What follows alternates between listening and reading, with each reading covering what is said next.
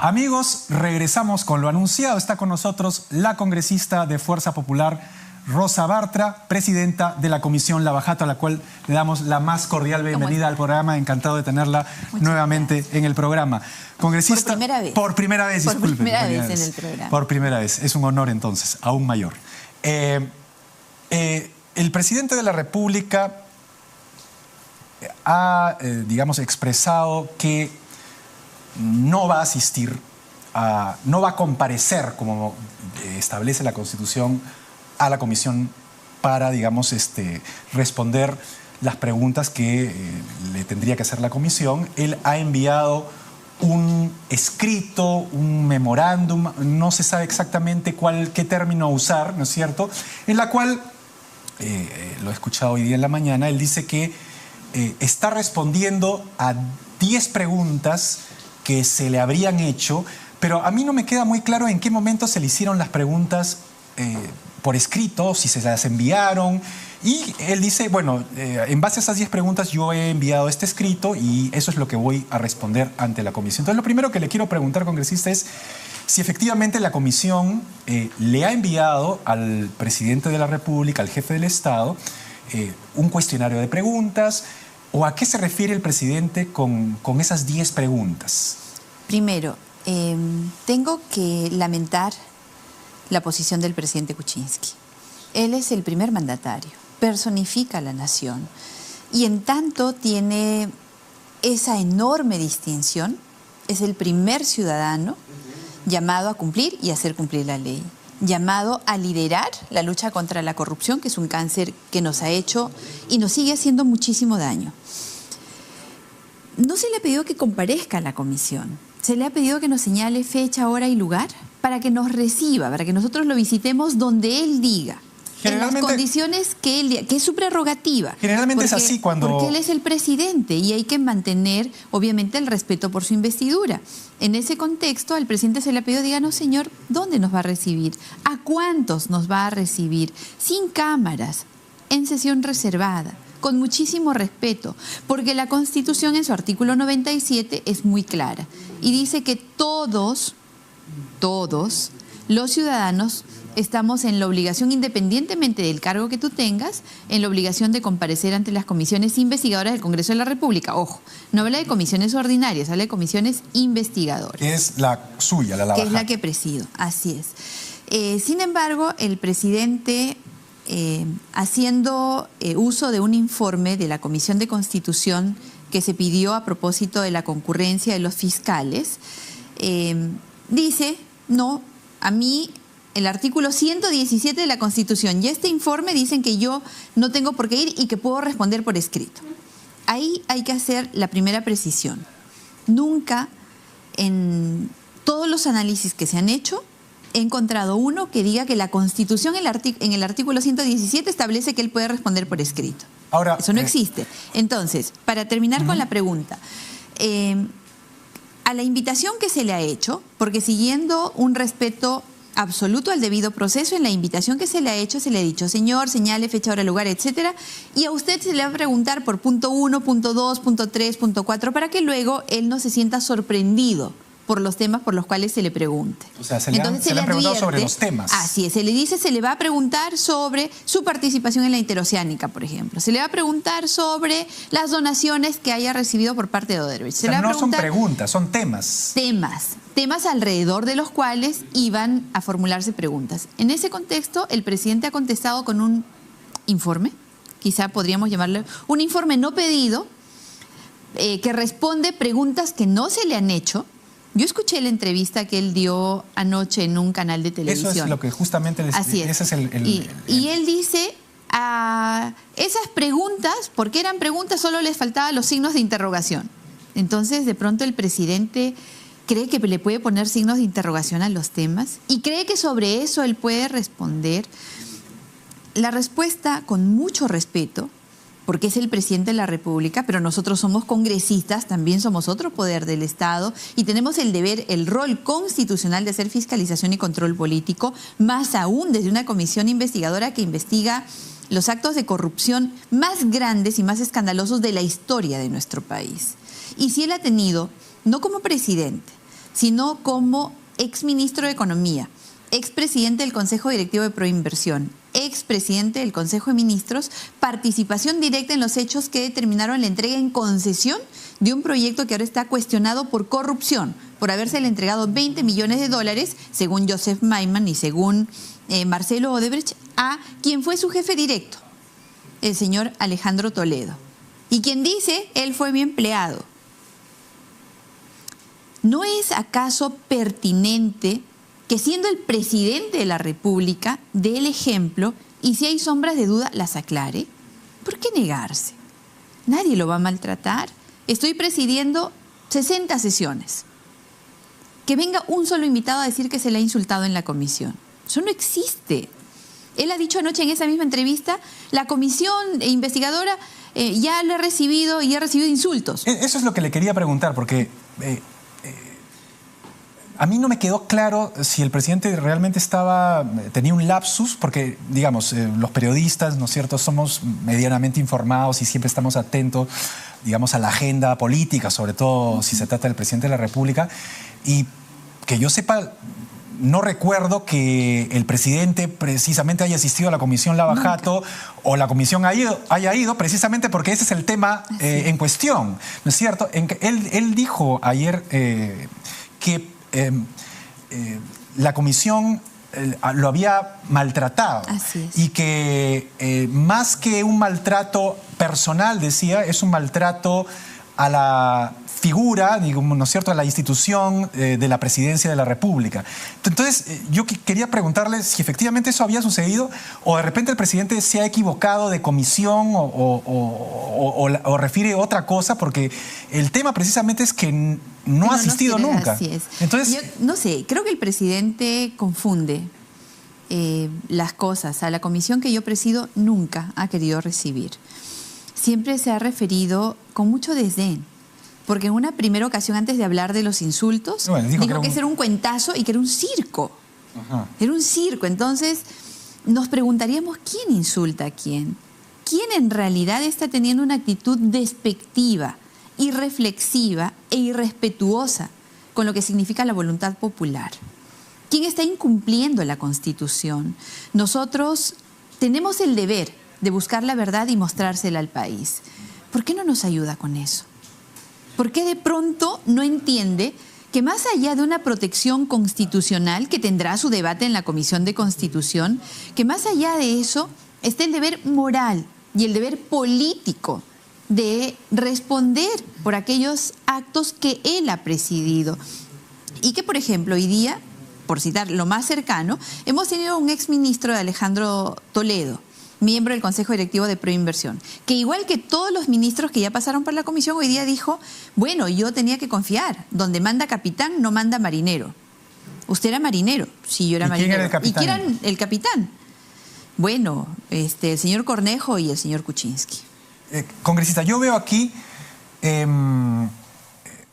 tres temas, ¿no? Un tema que es el tema jurídico constitucional, ¿no es cierto?, que es si el presidente tiene el deber o no de asistir digamos, a la comisión o a las comisiones investigadoras del Congreso. Precisamente ese parece ser un debate, ¿no?, que se está produciendo.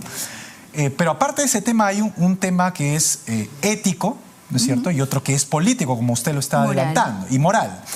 En el tema, digamos, constitucional jurídico, evidentemente hay un debate. El presidente ha mostrado informes de constitucionalistas, ¿no es cierto?, que, digamos... Muy debatibles también, por cierto. Por eso, digo, hay un debate constitucional sobre si está obligado o no está obligado, si su inmunidad o sus prerrogativas, su privilegio llega hasta ahí o no. Pero ese es un tema. Y es obvio que el presidente no quiere ir a la comisión. No quiere asistir, no quiere recibir y no quiere, digamos, enfrentarse a las preguntas directas de los congresistas, que son los comisionados que usted preside. Y otro tema que es el moral y el político, es decir, el deber del presidente, como usted señaló al principio, de primer mandatario de la nación, en digamos, dar la cara y asistir. Dar el ejemplo. Y dar el ejemplo. Ponerse en primera línea. Y el otro es la parte política, es decir, políticamente también eso tiene un costo, es decir, la gente está bastante molesta con la corrupción, la lupa está, digamos, puesta en las investigaciones y seguramente una negativa traerá algún tipo de consecuencia política. Independientemente de los temas, digamos, ético y político, ¿qué, digamos, destino tiene la actitud del presidente para ustedes? Es decir, si el presidente ya no quiere ir, ¿qué sentido tiene enviar, digamos, el informe, el memorándum que él les ha remitido, contestando, dice él, preguntas, según usted, eran solamente un temario para que no sea sorprendido, no diga me han sorprendido, a la Comisión de Constitución, si al final el presidente efectivamente no concurre? ¿Cómo, digamos, si al final no quiere ir, cómo va a ser, o qué se tiene que hacer, o cuál es el destino, digamos, de esas diligencias? De momento yo voy a evitar ponerme en ese escenario. Aunque cada vez más distantes, aún abrigo la esperanza de que el presidente reflexione, de que deje de tratar con desdén, de que no hable de la reconstrucción y se refiera a que ladran, pero avanzamos. Bueno, ladran significa decir que son perros los que critican. Ya nos ha llamado perros a los peruanos muchísimas veces.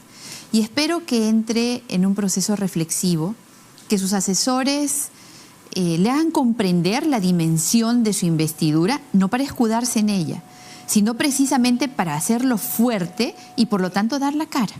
Si no tiene nada que ocultar, si no tiene nada que temer, yo creo que perfectamente podría darle un ejemplo a su ex jefe, al señor Alejandro Toledo, de venir y dar la cara. O ese es el ejemplo que él quiere que sigan los demás peruanos. Ahorita tengo al presidente regional de Cusco que tampoco quiere dar la cara, que nos da largas, que nos manda los documentos por cucharitas, que nos quiso cobrar por la documentación que está obligado a remitir. Ese es el ejemplo que el señor Kuczynski, presidente de la República, quiere dar de la forma como se debe enfrentar la corrupción. Así que ese escenario yo voy a evitar analizarlo, porque repito, mi corazón de peruana, de mujer política, de alguien que quiere ver a su país ofreciéndole oportunidades dignas a sus hijos, me hace pensar que el presidente va a reflexionar. De momento esperaremos el pronunciamiento de la Comisión de Constitución, que debe hacer el desarrollo reglamentario y constitucional de la respuesta del presidente. ¿Qué se le ha preguntado a la Comisión de Constitución que tendría que responder? Es decir, una de las consultas, porque es una consulta lo que se le hace para que emita una opinión consultiva precisamente, es si el presidente, por actos que no son de su gobierno, porque no son actos de su gobierno los que se le va a preguntar, no está protegido por inmunidad para poder responder como testigo ante una comisión investigadora.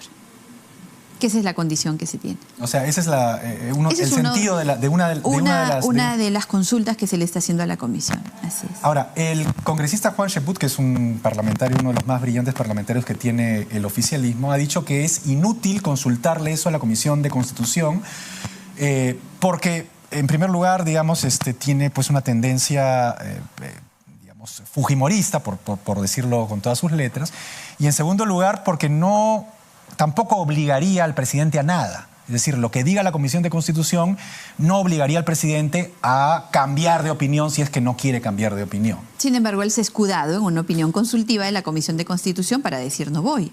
Entonces, siendo coherentes, en una consulta específica, por el tema específico, él tendría que atenderla. Si ya se escudó en ella para no venir, si ésta dice que sí, no sé qué va a decir, entonces tendría que atenderla por coherencia. Los seres humanos somos coherentes si es que queremos respetar nuestra condición. Así que me parece tremendista la afirmación de mi colega, el congresista Juan Cheput, a quien respeto, pero que sin embargo a veces en el ejercicio irracional de la defensa de causas indefendibles, de pronto esgrimen argumentos como este. Tendría que señalar en este punto que la comisión que yo presido no es una comisión con mayoría de fuerza popular. Somos 7 miembros, de los cuales solamente 2 somos de Fuerza Popular. Está acusando a la comisión multipartidaria en la cual tiene a uno de los más ardientes defensores del régimen de PPK, el señor Gino Costa, que no tiene la actuación debida, al congresista Mauricio Mulder, al congresista Víctor Andrés García Belaunde, al congresista Jorge Castro, a la congresista Marisol Espinosa, ninguno de mi partido político. O sea, ¿realmente cree el congresista Cheput que en la comisión puede haber un manejo político cuando estamos muy lejos de ser mayoría? Y decir que es inútil enviar una opinión consultiva a la Comisión de Constitución, ¿acaso no está faltándole el respeto a su propio fuero? ¿Cree de verdad que las opiniones pueden alejarse tan alegremente de lo que significa el apego a la Constitución en la comisión que está llamada a defenderla? Me parece que a veces en el ejercicio, repito, de una defensa de causas complicadísimas, se esgrimen argumentos tremendistas. El mismo congresista Cheput ha tenido, bueno, no ha tenido, sino ha comentado opiniones de un colega suyo de bancada, el congresista Salaverry. Él, digamos, dice que Fuerza Popular no tiene coherencia en sus argumentos porque, de un lado, protesta, ¿no es cierto?, porque la líder del partido Fuerza Popular, la señora Fujimori, digamos, critica a la Fiscalía por abrirle o prolongar una investigación, ¿no es cierto?, bajo un delito que es el de crimen organizado, ¿no es cierto? Y bueno, el congresista Salaverry lo que ha dicho es que algunos fiscales parecen más bien del colectivo no a Keiko, ¿no es cierto? Y el congresista Cheput dice, bueno, mientras ellos dicen eso, sin embargo, digamos, citan al presidente, ¿no es cierto? Y lo quieren tener para, de alguna manera, tenerlo atado, maniatado, que no pueda gobernar. Es básicamente el argumento grosso modo, ¿no? Entonces, comparan la situación de la señora Fujimori con la Fiscalía y la situación del presidente con la comisión. ¿Qué tiene usted que decir ante digamos, este argumento? ¿Hay efectivamente esa contradicción que está mencionando el congresista Cheput? Yo le agradezco la pregunta, Ricardo, y quisiera que me dé el tiempo suficiente para explicarle al país, a quienes nos escuchan, de qué se trata esto. Al presidente Kuczynski, antes funcionario toledista, igual que el señor Cheput, igual que el señor Gino Costa, fueron ministros del mismo régimen, todos ministros de Toledo, uno de los presidentes que está en Estados Unidos y del cual la Fiscalía ha dado muestras de una absoluta mediocridad en la formulación de sus expedientes, porque el tema de la extradición está muy lejos. El Ejecutivo no está haciendo nada. Que no tienen nada que hacer, mentira. Cancillería puede hacer mucho, el Ministerio de Justicia también. Ellos están confundiendo la citación como testigo al presidente de la República por sus actos de gobierno y porque todos los exministros, miembros del Consejo Directivo de Proinversión, lo han señalado como la persona que impulsó y que tomó las decisiones orientadas a concretar este proyecto que está cuestionado por corrupción. Bueno, el mismo presidente dice que aunque él no participó, porque quien propuso la eliminación de la exoneración del SNIP. Claro, fue fulano de tal y que el que propuso otra cosa fue un congresista, Gilberto Díaz, etcétera. Pero aunque él no lo hizo, él lo habría firmado. Así es. Entonces, digamos, está de alguna manera, si efectivamente él no lo firmó, por lo menos está diciendo que tenía esa intención. Avalando un proyecto que hasta ahora está cuestionado por muchísimas razones, pero en especial por haberse incrementado su costo en más de 400%. Perdón, el presidente dice, eso también le quiero acotar, discúlpeme que la interrumpa, el presidente dice que todas esos sobrecostos, ¿no es cierto?, esas adendas no se produjeron en el gobierno de Alejandro Toledo, ni cuando él era primer ministro, ni cuando él era ministro de Economía, sino esas adendas son de Alan García. todas fueron del gobierno de Alan García. ¿Eso es cierto?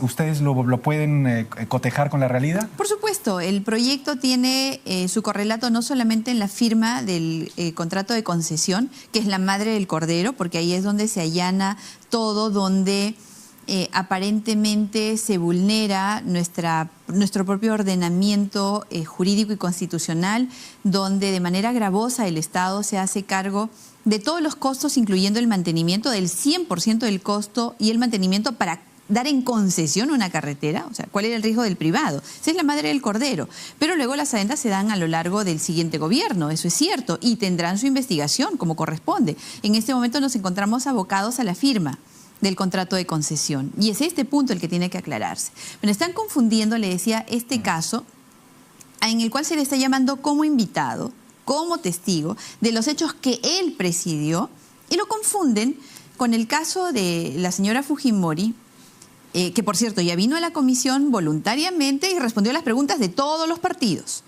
Pero bueno, están confundiendo esto con el caso de la señora Fujimori, que tiene su origen en una denuncia de 2 medios de comunicación, que luego es retirada por el denunciante, pero que lejos de archivarla, el Ministerio Público la acoge.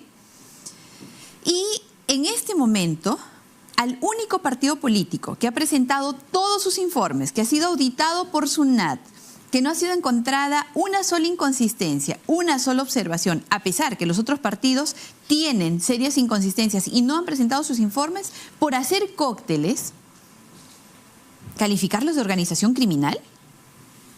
A ella, a su esposo, organización criminal por hacer actividades de recolección de campaña. ¿Acaso no es válido hacer por lo menos la observación con respecto a la desproporción que hay en el tratamiento que da el Ministerio Público a unos casos y frente a otros? Graña y Montero, de acuerdo a la afirmación de José Graña en nuestra comisión, no tiene ni siquiera investigación preparatoria, a pesar de haber estado consorciados con empresas que han declarado que han cometido actos de corrupción. En el caso de Alejandro Toledo, que lo acabamos de tocar, no han hecho absolutamente nada y lo poco que han hecho lo han hecho mal. Sin embargo, a Keiko Fujimori, por una denuncia de Hildebrandt en sus 13, le abro proceso y le abro proceso como organización criminal a 400 personas.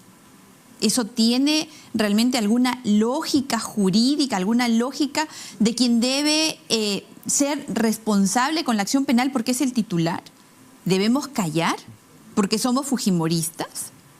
Ahora, una cosa es, digamos, la crítica, ¿no es cierto? Como usted bien está diciendo, la crítica a lo que usted considera un abuso, entiendo yo, y otra cosa es que la señora Fujimori se niega a comparecer a las citaciones de la Fiscalía en el marco de ese proceso de organización criminal. La señora Fujimori está dispuesta a presentarse incluso ante la Fiscalía para ser investigada bajo ese marco, independientemente de que ella y obviamente ustedes consideren que está mal. La señora Fujimori nunca se ha escondido, nunca, ni al Congreso, ni al Ministerio Público, ni al Poder Judicial, ni a cualquier instancia que la haya llamado. Tiene más de una década respondiendo a procesos, más de una década recibiendo todo tipo de agravios, y ella está allí, al frente de su organización política y tratando de construir institucionalidad, construyendo institucionalidad en realidad para poder llevar al Perú hacia su pleno desarrollo en su oportunidad. O sea, lo que usted está diciendo es que ella va a responder, pero obviamente tiene derecho a ejercer su derecho legítimo a defenderse y tiene que hacer uso de todos los instrumentos jurídicos que estén a su alcance. Y además de los instrumentos jurídicos, pues obviamente hay una respuesta política. Por eso es que mi partido, que en este momento se encuentra acusado de ser una organización criminal por realizar actividades de recaudación de fondos que están reportadas, que están bancarizadas, que están absolutamente auditadas, ¿no tenemos derecho a levantar la voz? Por supuesto que sí, y lo vamos a hacer, porque quien dice la verdad no miente, y quien dice la verdad sale, da la cara y la defiende. El caso del presidente es distinto. Porque absolutamente. Él, hasta la fecha en la cual se realiza esta entrevista, evidentemente no quiere comparecer. O sea, son dos cosas distintas. Yo le quería preguntar, congresista, tenemos lamentablemente 1 minuto, 2 minutos, pero no quería dejar pasar dos cosas. Uno es un tema informativo, que son los temas, los 10 temas que, digamos, la comisión puso en conocimiento del presidente para que el público esté informado. No sé si usted nos lo puede decir. Y el otro es un comentario de algunos colegas periodistas que me parecen, digamos, que vale la pena que usted los pueda responder. El colega Álvarez Rodríguez, que escribe en el diario La República, ha escrito hace un par de días y ha nombrado a la comisión, sobre el tema de la comisión Lavajato, ha dicho que la comisión Lavajato es la coimisión Lavajato. Ese es un término bien grave y digamos, no es una opinión, es coima, significa que alguien está recibiendo dinero a cambio de otra cosa. Le quería preguntar qué opinión le merece el término con el cual el colega se ha referido a la comisión Lavajato como coimisión Lavajato. La verdad es que la escasa objetividad, el escaso rigor que tiene el señor que usted acaba de mencionar, de quien voy a excusarme de repetir su nombre, sumado a su nivel de dependencia económica con las empresas corruptas, sumado a el odio enfermizo que parece tener por mi organización política y sus miembros, por lo tanto nosotros, hacen que sus comentarios sean tomados como de quien viene. Probablemente ladrón juzga por su condición. Ok, Congresista, lamentablemente el tiempo se ha acabado. Lamento mucho no poder seguir entrevistándola porque, digamos, hay mucha tela que cortar y el público tiene derecho a ser informado. Sí, y Ricardo, estoy segura que vamos a tener otra oportunidad para, con la amplitud suficiente, poder contarle a nuestros amigos cuáles fueron los temas por los cuales se le convocó al presidente, para que entiendan por qué es que esta comisión insiste con su participación. Porque no fue una participación irrelevante o que no aporte significativamente a la investigación que realizamos. En ese sentido, con o sin la declaración del presidente, nosotros vamos a continuar con la investigación. Y si él no quiere aclarar, concluiremos con las evidencias que tenemos. Muchas gracias, congresista, por su participación en el programa. Esperamos efectivamente tenerla en una próxima ocasión para que nos amplíe la información al respecto. Nosotros vamos a un corte y volvemos después con lo último de esta emisión.